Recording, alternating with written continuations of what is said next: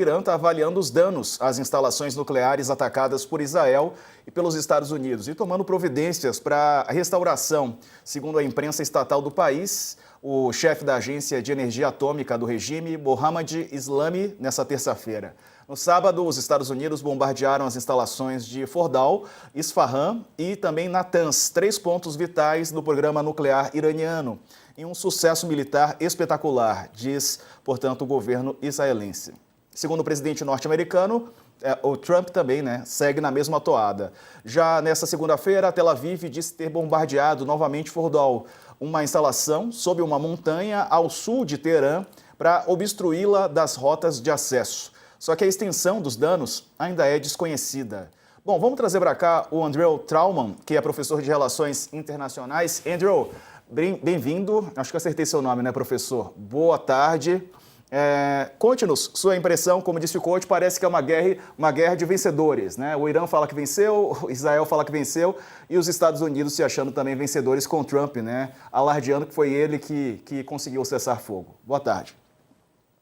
Boa tarde a todos que estão nos assistindo. É uma situação bastante difícil de entender, né? Ontem mesmo eu estava dando entrevistas e estávamos falando sobre um possível fechamento do Estreito de Hormuz e os danos que isso poderia causar à economia. E estávamos falando um pouco antes do ataque do Irã às bases no Catar, e elas de fato ocorreram, né? Como a gente falou que era o caminho mais possível, seria mais fácil fazer isso do que tentar fechar o Estreito de Hormuz, porque aí, além da dificuldade em fechar o Estreito, você teria um impacto muito grande, uma pressão muito grande devido aos impactos na economia, e aí, de repente, praticamente do nada, sai um cessar-fogo ali, não, acabou a guerra, não tem mais guerra, uma coisa assim bastante estranha, né? Então, pegando um pouco o gancho do que o coach estava falando, né? Onde está o urânio? Porque uma coisa que é curiosa da gente observar é que o Trump, na sua rede social, ele meio que, né, tirou uma casquinha ali com o Irã, falando que o ataque foi fraco, e ele disse obrigado por nos avisar, mas os Estados Unidos fizeram a mesma coisa. Os Estados Unidos também deram tempo para o Irã retirar o urânio mais enriquecido e transportá-lo para um outro lugar. Isso foi visto por satélites, os caminhões saindo das instalações de Fordow. Então, é uma situação em que parece não, houve uma coreografia ali dos Estados Unidos e Irã. Os Estados Unidos avisaram antes do ataque, o Irã avisou antes do ataque, tá bom, eu ataquei, você atacou, fica elas por elas, e vamos fazer o cessar-fogo e vida que segue. É assim que parece a cabeça do Donald Trump.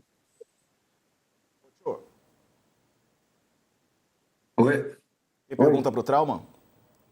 Assim, então, eu estou preocupado com Gaza, né? Porque agora que acabou essa guerra aí, Irã-Israel, já anunciaram que vão partir para cima de Gaza e tal. Como é que você está vendo isso? Até que ponto vai? É para exterminar a população de lá, acabar com a Palestina? Como é que você vê isso como professor, estudioso e como cidadão? Não é terrível o que está acontecendo em Gaza e que não tem uma guerra que não tem fim? Sem dúvidas, é uma guerra que não tem fim, é uma guerra que não tem fundamento, é uma guerra que não tem base militar assim, nenhuma, assim, no sentido de fundamento militar, porque Gaza está destruída, o Hamas está destruído, né? Então, assim, eu já vi até entrevistas de membros da FDI, da Força de Defesa Israelense, falando que não tem mais objetivos militares a serem destruídos em Gaza. Então, o que a gente está vendo, e cada vez mais, Couto, o governo israelense não está fazendo nenhuma questão de disfarçar, é a questão da limpeza étnica, né? Eles falam abertamente em remover os palestinos, em tornar a vida na Palestina insustentável, para que eles possam de novo reocupar a faixa de Gaza como era até 2005. Né? Eu não acho que eles vão fazer um resort lá, como o Trump falou, mas assim, eles pensam em voltar a anexar aquilo para Israel. Também tem a questão da Cisjordânia, que seria o próximo passo, né, de uma anexação total da Cisjordânia, enfim, criar lá a Eretz Israel, a terra de Israel, como os mais radicais desse governo querem. E é uma coisa assim monstruosa, né? O que a gente vê com crianças, com proibição de entrada de ajuda humanitária. E assim, gente, eu também acompanho bastante a mídia israelense, e lá dentro tem muita crítica ao Netanyahu, muita crítica mesmo, porque boa parte da população acredita, e eu tô com eles, de que essa guerra não é sobre os reféns, isso não tem nada a ver com os reféns.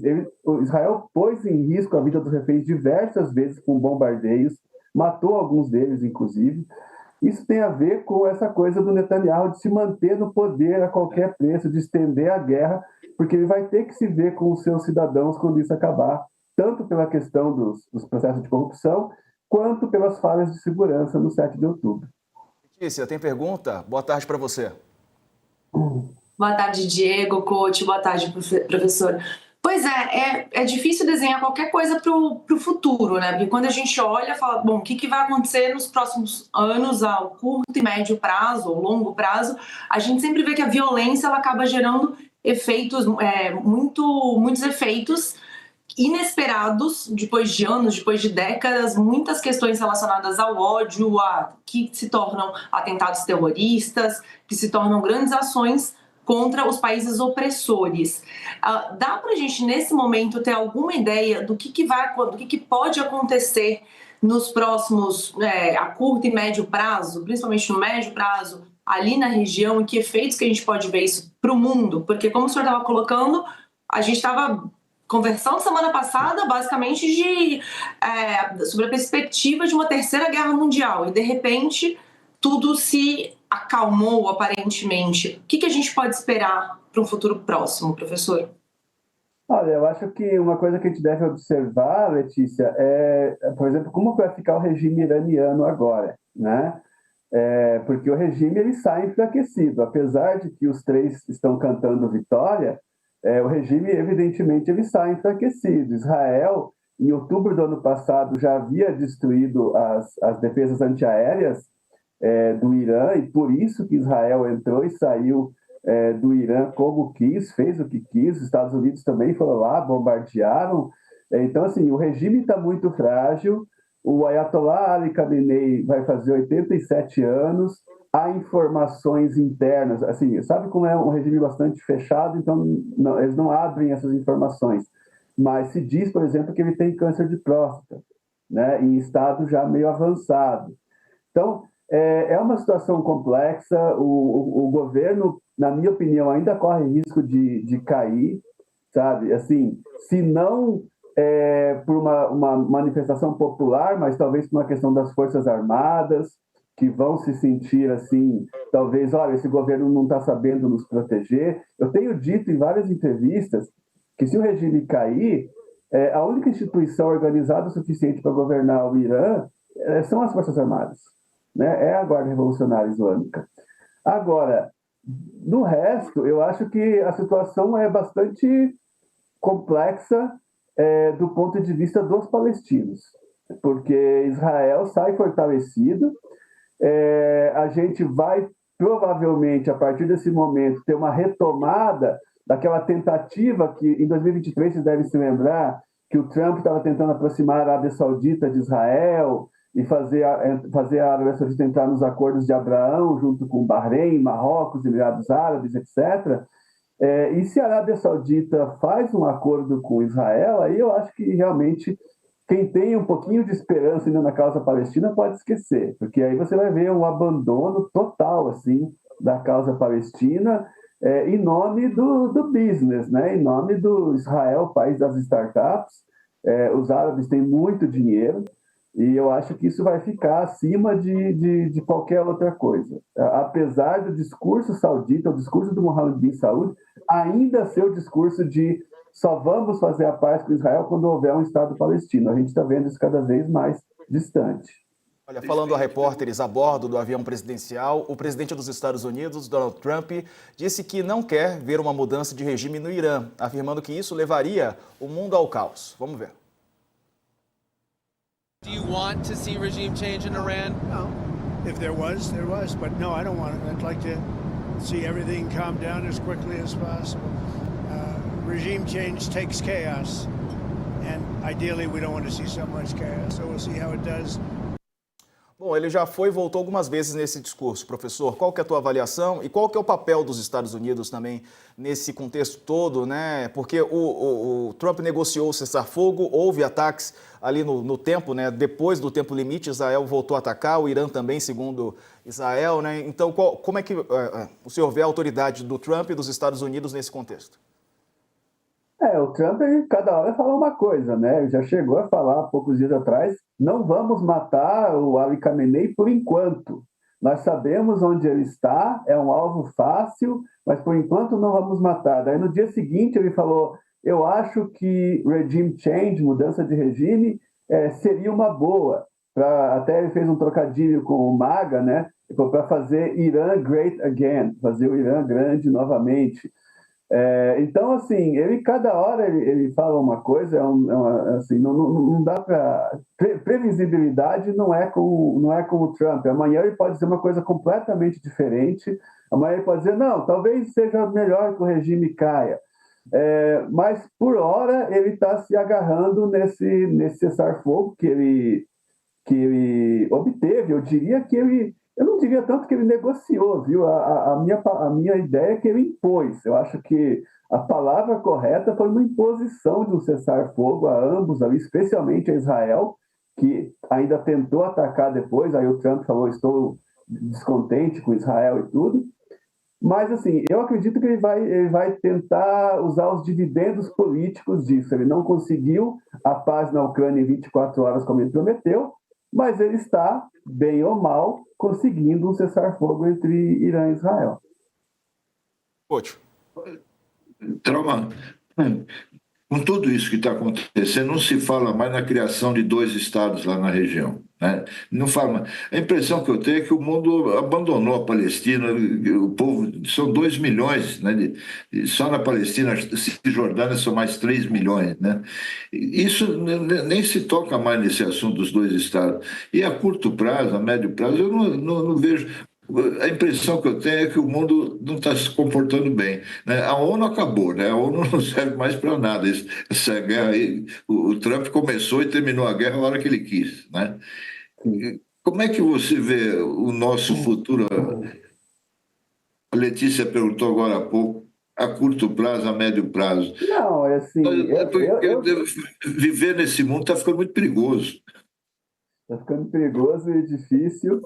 E, olha, eu já não acredito mais na solução de 2 estados há muito tempo, devido à questão dos assentamentos israelenses na Cisjordânia. Né? Então, cada vez eles vão aumentando mais, expandindo mais esses assentamentos, e que torna a criação de um Estado palestino ali inviável. Porque se olha a Cisjordânia, é assentamento atrás de assentamento, com uma ou outra cidade árabe ali enclavada no meio, mas não tem como você criar um Estado palestino pelo simples fato de que nenhum governante israelense vai pagar o preço político de tirar aqueles colonos de lá para criar um Estado palestino. Isso não vai acontecer, ninguém vai fazer isso. Ainda mais agora que nós temos o governo mais extremista de Israel, acho que da história, acho que dá para a gente falar isso sem medo. Então isso não vai acontecer, a chance é de expandir cada vez mais. A gente sabe que nós temos ali o Itamar Ben-Gvir, né, os Smotrich, que eles querem a anexação total da Cisjordânia e não tem mais negociação. Então, eu acho assim, para quem acredita na solução de 2 estados, eu acho que isso é uma extrema utopia, extrema utopia. Olha, Trauman, Letícia, só para atualizar aqui, acabou de mudar a nossa manchete, justamente sobre essa guerra de narrativas dentro de uma guerra real, né, de fato, armada, porque o Netanyahu e o presidente do Irã, os dois reivindicam a vitória nessa guerra, né? Tanto o Pezeshkian, que é o presidente do Irã, como o primeiro-ministro de Israel, Netanyahu, declararam vitória hoje na guerra protagonizada pelos 2 países. O primeiro a se pronunciar reivindicando uma vitória foi o iraniano. Ele disse que toda a glória dessa vitória histórica pertence à grande nação construtora da civilização do Irã, num comunicado divulgado pela mídia estatal. Os 2 líderes citaram a duração de 12 dias da guerra, indicando o fim do conflito. O presidente do Irã disse ainda que hoje, após a corajosa resistência de vocês, a grande nação que fez história, testemunhamos um cessar-fogo e o fim da guerra de 12 dias imposta à nação iraniana pelo aventureirismo e incitação do regime sionista. Palavras aí do presidente do Irã. Netanyahu também definiu a atuação de Israel como uma vitória histórica e disse que ela permanecerá por gerações. Eliminamos duas ameaças existenciais imediatas: a ameaça de aniquilação por bombas nucleares e a ameaça de aniquilação por 20 mil mísseis balísticos. Se não agíssemos agora, o Estado de Israel logo enfrentaria a ameaça de aniquilação. O presidente do Irã baseou sua vitória no fato de Israel não ter destruído as instalações nucleares. O primeiro-ministro de Israel agradeceu ao presidente dos Estados Unidos por intervir no conflito e também reforçou o posicionamento divulgado mais cedo pelo Exército sobre as atenções se voltarem para Gaza. Letícia, tem pergunta, né? Não, é curioso, porque é exatamente a guerra dos vencedores, né, que o coach estava falando antes. Todo mundo saiu vencendo nesse episódio. Mas o que eu estava pensando, enquanto a gente está conversando isso tudo, até que vocês citaram essa questão da ONU e tal, a gente, daqui a 2 semanas, o Brasil vai receber a cúpula dos BRICS. E o que a gente tem visto é a erosão, né, o fim da importância das instituições multilaterais ao longo do tempo, ao longo dos últimos anos.